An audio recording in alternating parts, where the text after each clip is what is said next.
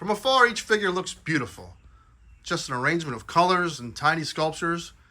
But as you get closer, you'll notice things like reuse of parts and something called a buck, or the body. A lot of people think it's a cheap way of companies to make new figures and it's lazy. It doesn't bother some people, but every company does it. Marvel Legends, McFarlane, Mezco. We'll discuss the usage of bucks and if it bothers you, and my new pickups today on a new Toy Gains. Hey! Oh! Toy Gains! Toy Gains! So all 5 figures look pretty unique, but when you get up close, you'll notice that they're the exact same build, pretty much the exact height. And I think you can get away with it if you spread it out and mix in your other bucks you use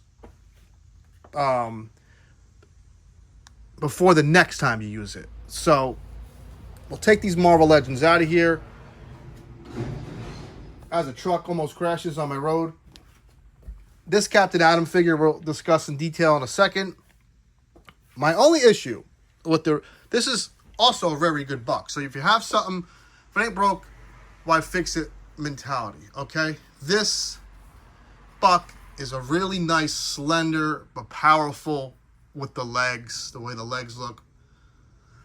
But the thing that bugs me is they all have the same damn left figure trigger hand, and it was great for Blue Beetle, but it makes no sense for Captain Atom, and especially the Flash.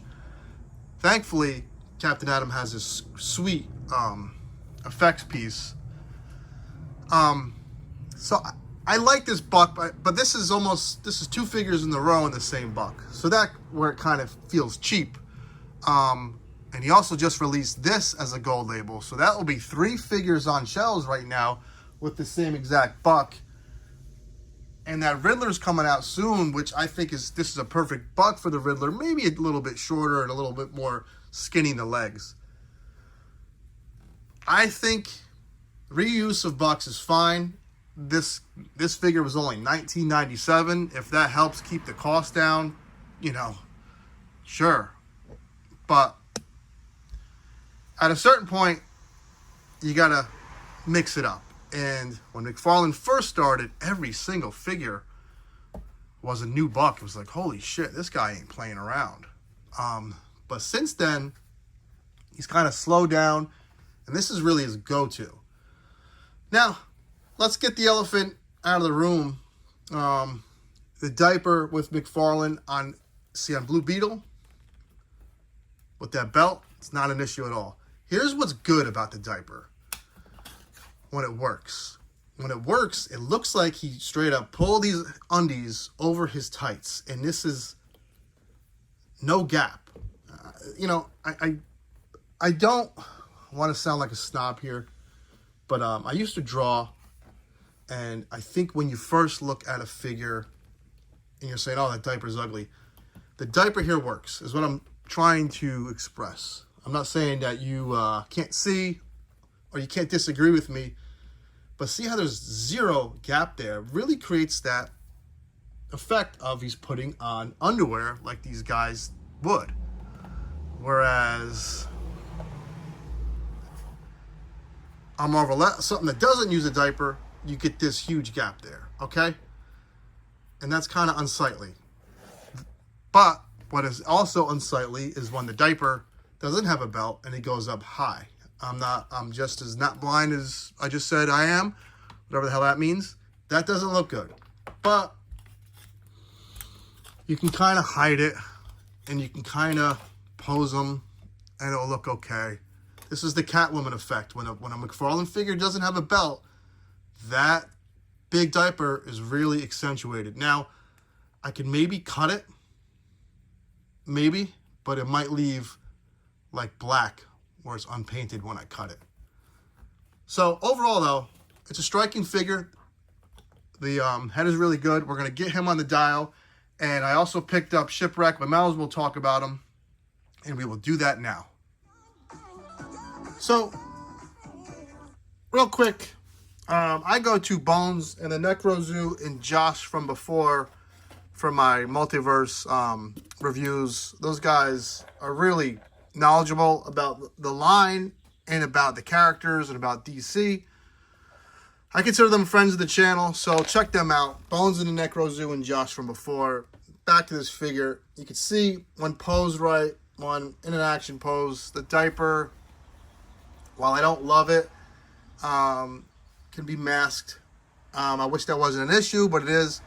Bottom half looks great. Top half, when the figure doesn't have a belt, it's an eyesore.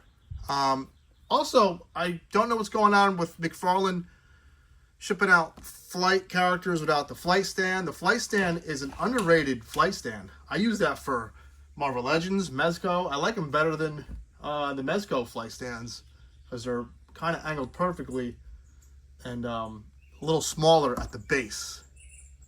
So that's Captain Atom. This dude got mixed up in the military with some nuclear power and fucked him up, but he's using that for to fight villains. That's good on him. Good guy.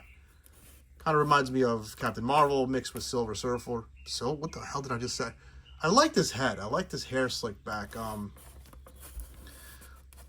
It's pretty striking. Reminds me of a Jack dude in like the city painting himself silver. I figured I'd have these three together because these are three just knockout releases. This is when I made that video that the reason why Valorverse will never compete with G.I. Joe, regardless of like G.I. Joe being a property that's been around for 50 freaking years. This is character. You got a dude running around in a football jersey, guy with a parrot that's from the Navy, and a guy rocking out with devil horns fully tatted up. This is character at its finest. This is why the movies are so dumb. Put this in movies. Put this type of character in movies, and you will have a movie that's fun. G.I. Joe has always been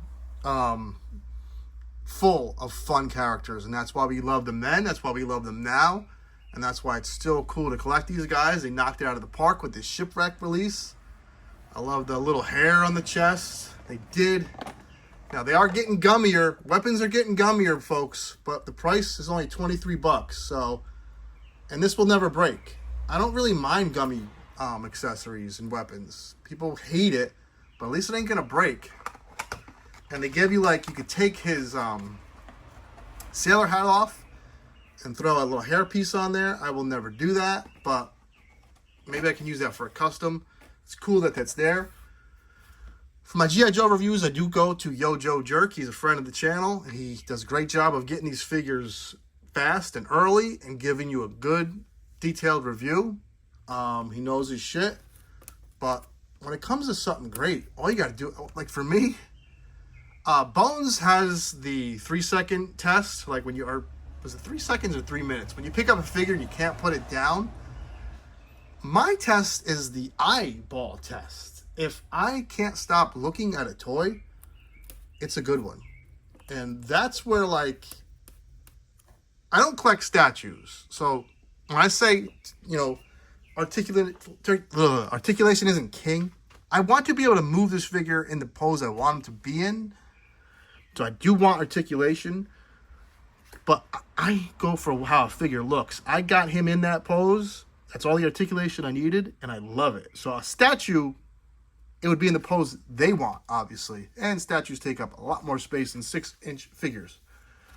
I do the look test. If I look at it, want to keep looking at it, oh, look at it. It's a great figure. And these are 3 in a row, man. 3 in a row. Good for Hasbro. Somebody had a good idea to do Marvel Select versus McFarlane. I'm going to do that Friday. I think I'm going to do it with the big boys because both companies knock big figures out of the park. And I might have something else tomorrow. I could churn out a video every day until you guys get sick of me. I will probably do that.